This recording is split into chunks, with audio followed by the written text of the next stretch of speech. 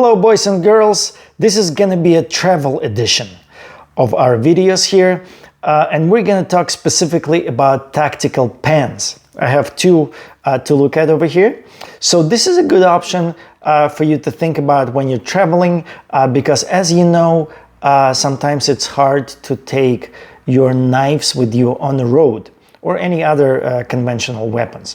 But tactical pens, they are pretty good at flying under the radar and they can be available when other things might not be. But let me just backtrack a little bit. Say you're ready to travel and you're like, okay, I have this really nice travel friendly knife over here. It's very thin, you can barely notice it in the luggage. You know, I'm just gonna take this and I should be fine, right? No, the TSA is gonna take this away and you're never gonna see it. Obviously, you're probably gonna have an option to put it in the, take it out of the carry-on baggage and just check your bag in. Some airline companies will charge you extra money for this. And sometimes if you don't have time, you just have to forfeit your knife. And actually TSA collects a lot of these products. They have a sale.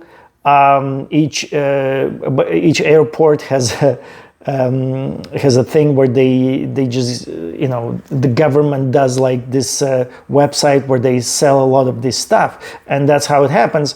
People trying to travel, they forget they have their knife on them and it's completely forbidden. So maybe you're thinking, oh no, this one, obviously this is too big, but I have something small. I have this little thing. It's only like a 2-inch, it hides away, it barely weighs anything. Surely I'm gonna be okay with this. No, this is still a knife. It doesn't matter how big or small it is. A knife is a knife. It's absolutely no bueno. You cannot take it with you. Don't do it. You're gonna lose your knife forever unless you put it in your checked baggage. That's another story. Some of you might think maybe I can get away with this nice multi-tool. Again, that's not true. These multi-tools, they have knives. This one does. And it's a non-locking knife. It's a Leatherman juice. And the same way, TSA has a sale of these things in each airport that they are doing business at. There's like a quarterly and monthly and weekly and yearly sale of all the multi-tools that people have been, taken away from at the airports. In fact, that is the story of this Pulse multi-tool from Leatherman, right? It has a name of the company written on here, Hansen. That was added later. So you know how some companies, they do these giveaways at the company meeting or like to somebody who is like performing well. And this was someone's tool, right? They were forced to let go of at the airport. And I found this online. It was a good price. I came and the guy who was selling it, he only photographed it from this side. So when I saw it in person, there was this thing printed. And I'm like, what is this thing? And he said, oh, I know a guy at the airport and he sells me these things for cheap. That's why I'm able to sell you for cheap. So I got a good deal on this. But somebody is missing their amazing tool. Obviously it's got a knife. That's one of the reasons it will be banned from airport travel. So you can also not take something like this because anything that's over 7 inches, TSA is not gonna permit. So you're thinking like, I'm gonna take this thing. It's my dedicated T10 Torx tool. That it's American made. I paid like $27 for it. I love this thing. You think I'm gonna take this with me? No, I'm not gonna risk traveling with this. You're at the mercy of TSA agent. It's only like 3 inches, 3-4 inches. It's under 7 inches what they say, but you never know. Some of you may think, oh, look, this one is really small. There's no way they're gonna take it away, and they are gonna take this away. In fact, I believe this one was taken away from someone. It's got like urban science printed on here. I bought it from a guy who said he actually bought it, but I don't know. This one's got the tiniest ever blade. It's a non-locking. It's, oh my God, it's so small. So let's compare it to this 2-inch blade, and it looks smaller, right? Non-locking blade, and it's not gonna fly. No pun intended. Same thing with Micra. Scissors, I don't know the policy on scissors, but don't fly with this. It's got a knife in there. Not gonna work. None of the multi-tools gonna work. None of the knives gonna work. All this is not gonna work. Don't do it. Don't risk it. You're gonna lose your stuff. But here's what is gonna work. And this brings me back to tactical pens. You can fly with these things. And I tested this many times. I've flown with each one of these pens, and it worked every time. Obviously, at any given time, some TSA agent may be too diligent with his process. He may look twice where somebody will not look, and he may see your pen and he may say, listen, you cannot fly with this. I don't know. That hasn't happened to me, and fingers crossed, it's not gonna happen. So let's discuss what we have here.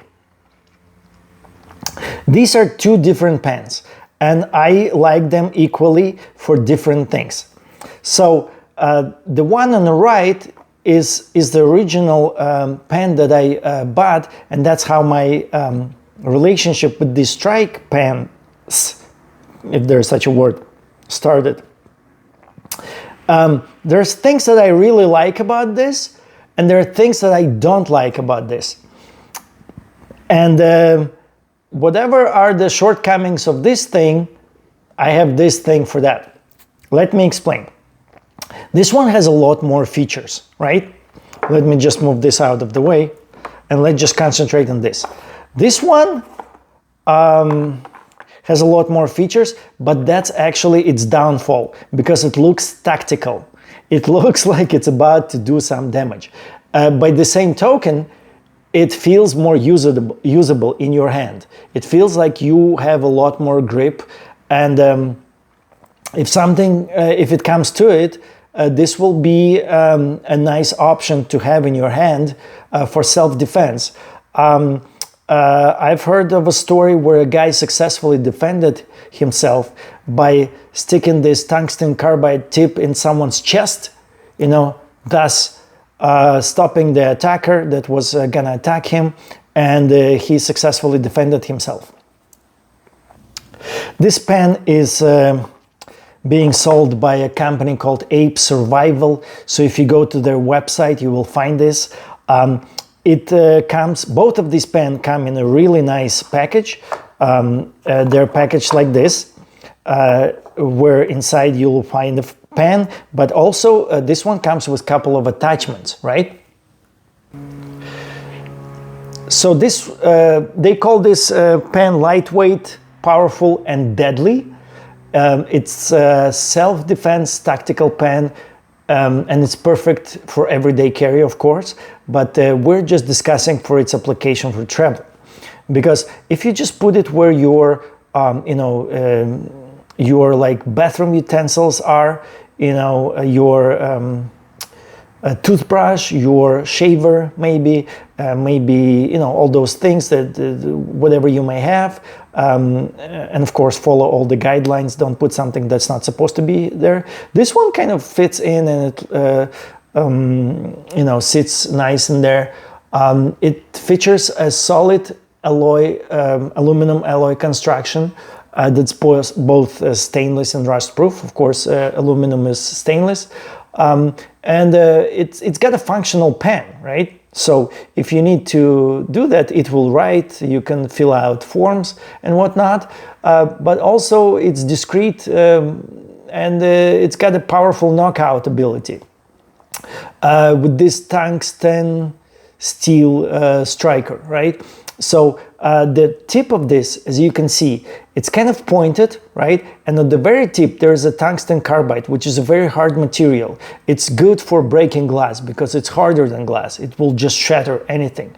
But also it's good at penetrating barriers. A barrier like someone's clothing, a barrier like striking and penetrating, you know? That's technically what this is for. So, but it's got like this one has bonus tools, right? So let's take a look at what it has. So you can take it apart and it will have a thing like this. It will also have a knife, right? Attachment.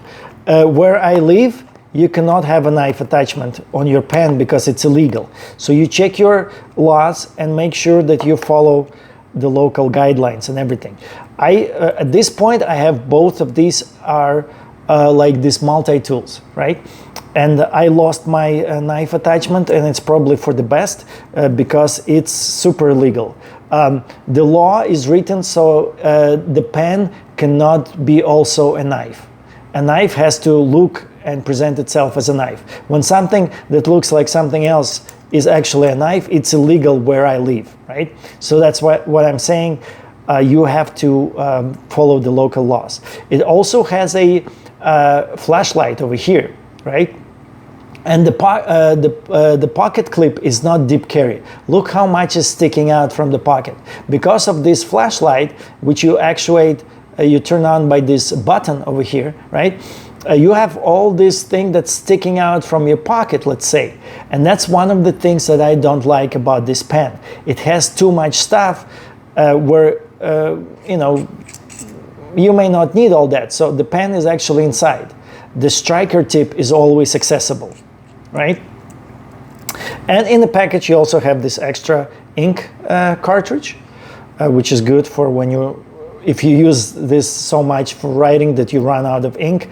I never wrote more than 2 sentences with this. I don't know if I ever wrote anything, but it is well loved. It's been traveling with me, and it passes under the radar every time. So one of the things that I don't like about it is that it's actually called StrikePen. You know, that sounds tactical. That's not under the radar. If I get in some kind of trouble, you know, and they start looking at this very closely, it does say StrikePen on here, you know, and you don't want that. You want this to be like, you know, this is my, you know, rescue tool, you know. You don't want it to be like, this is my defend / strike somebody in the chest and gory details tool, you know. It has to be, but you know, the name is what it does, you know. And I don't like that. I actually, at one point, I was blacking it out with a Sharpie so that it's not readable. Eventually, Sharpie will wipe away, but you can put some more Sharpie notes on it. If somebody's looking at this at the airport and they're like, "What is this?" I'm like, "Oh, that's my pen," you know. If they see StrikePen, immediately that's a red flag, right? So you don't want that extra attention. And you may not want this flashlight either. To be honest, it's not very functional. It's nice to have it, but if you put this on your pocket, this button is always being pushed and you run out of batteries because you will push this button, you will not realize it's on, and 30-40 minutes later somebody's telling you, "Oh, listen, you have something in your pocket, something is being lit," and you turn it off, and 10 minutes later somebody telling you, "Oh, look, you have something in your pocket," you know. And eventually a couple days of carrying this and you are out of juice on your flashlight. So flashlight is not very usable to me. Also, it hinders your ability to hide it in your pocket. That makes this whole package kind of like non-discreet, and it's sticking out of your pocket too much. but it does add to that heft. It's easier to hold and gives you that ability and that confidence to use it if needed. Obviously, you never want to use it, hopefully, but you know, this is about being prepared.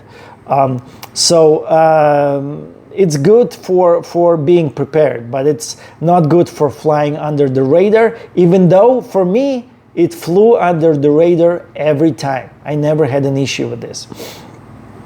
So that's and by the way, it's being sold by Ape Survival, apesurvival.com. Right now the price is $29.99. It's an American company, but obviously they outsource their ideas to China. I'm pretty sure it's made in China. And like I said, it's not very under the radar, starting with the name. However, this brings me to this package. This one is under the radar. It's called Atomic Bear. And again, Rebel. Atomic Bear is the name of the company. It's an American company, I believe. You know, it's a survival company. But again, I'm pretty sure they're outsourcing this to China. It's very cheap. It's even cheaper than the StrikePen. It's about $18. And it has everything that you need and nothing you don't need. So it doesn't have a fancy flashlight. It doesn't have, tools. It does have a pen inside which you can write, and it's supposed to write really good. I did write a couple of things with this, but that's not why I normally have it. It does have this tungsten carbide sharp point and the whole sharp profile, right? Which is good for striking. It doesn't have this ridiculous StrikePen thing written across it in white letters on the black thing. It's very under the radar. It looks very unassuming, but it is a serious tool. The tungsten carbide tip, it's good for, escaping from a crashed car, to save a baby from a heat stroke, or to defend yourself against an aggressor. That's what you normally would use it for. It's a good pen. It uses high quality refills. You can get your refills from Atomic Bear, if you run out of it. Obviously, I'm not using it for my writing purposes necessarily, so I never even close to running out of ink.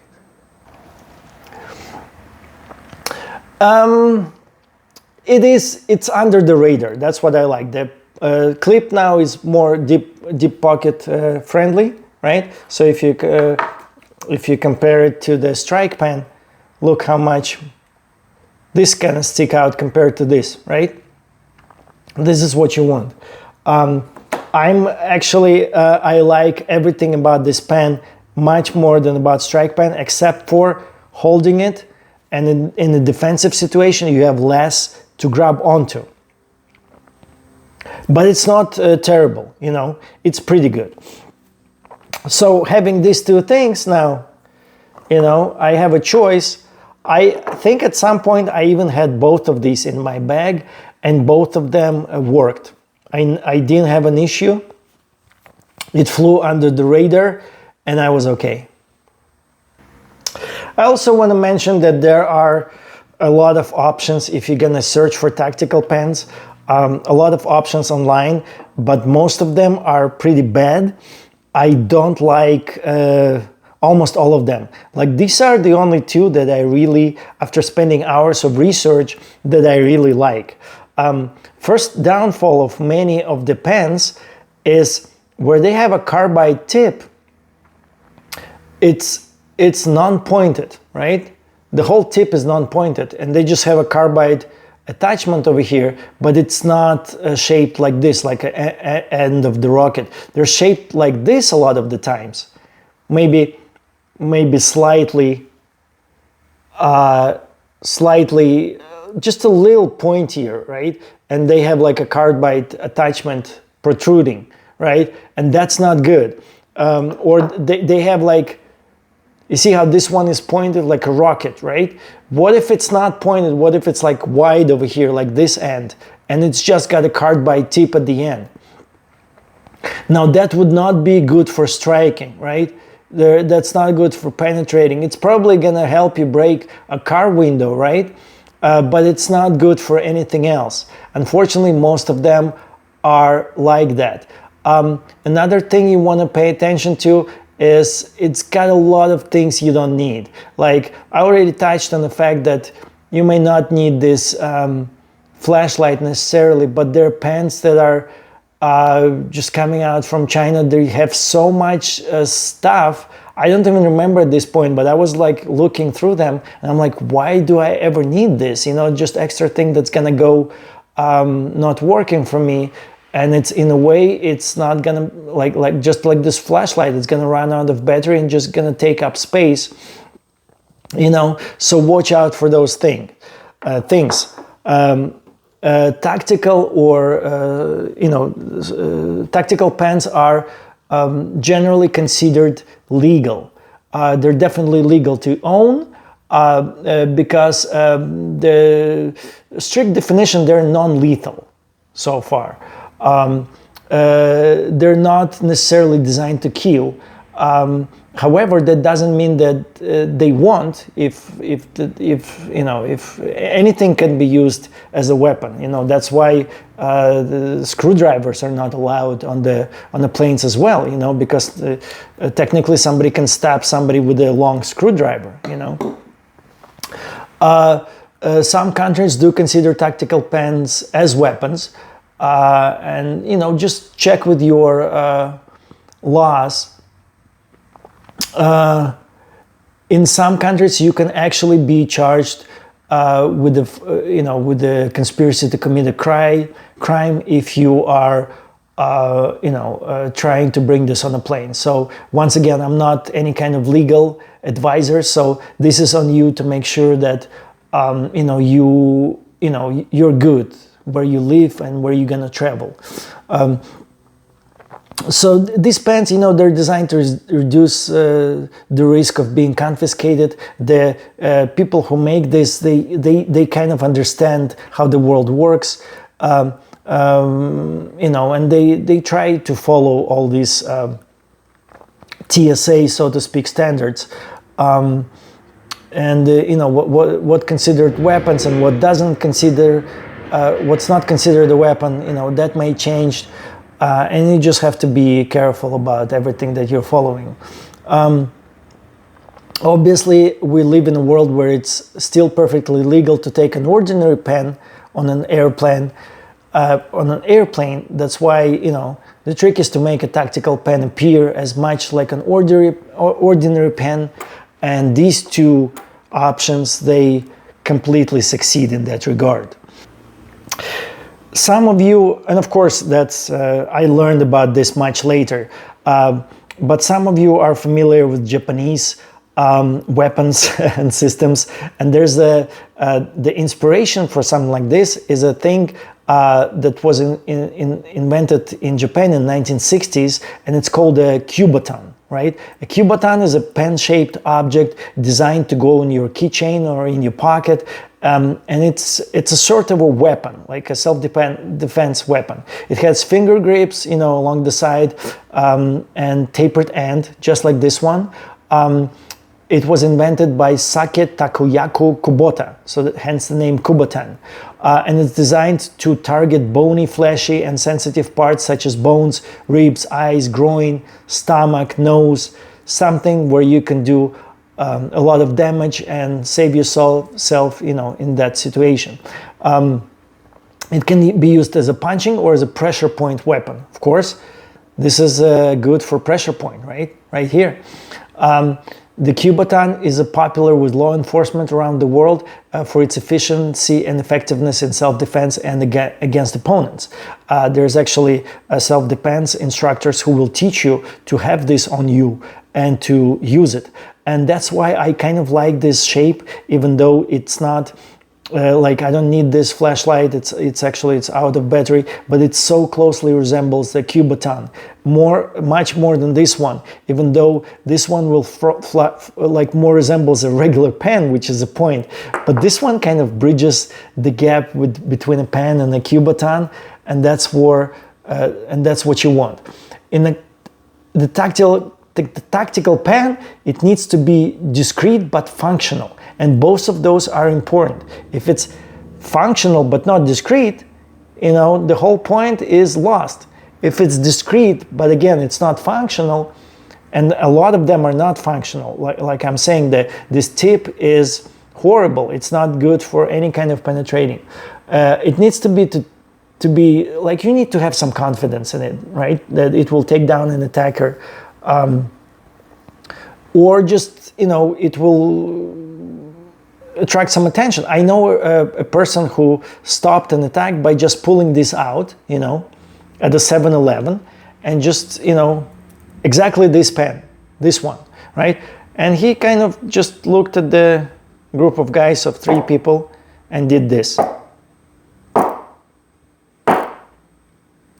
while eating his Subway sandwich. And obviously nobody wants to get struck in the chest by something like this. So that was all he needed to get out of certain situations.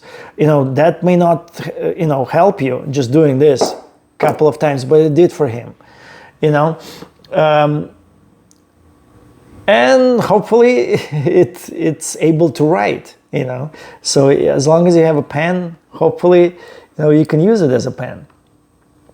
It needs to be strong, tough, and durable, and able to withstand force and pressure against it. So both of these are from durable aluminum construction, which is light but really, really durable. It's so confidence inspiring, both of these.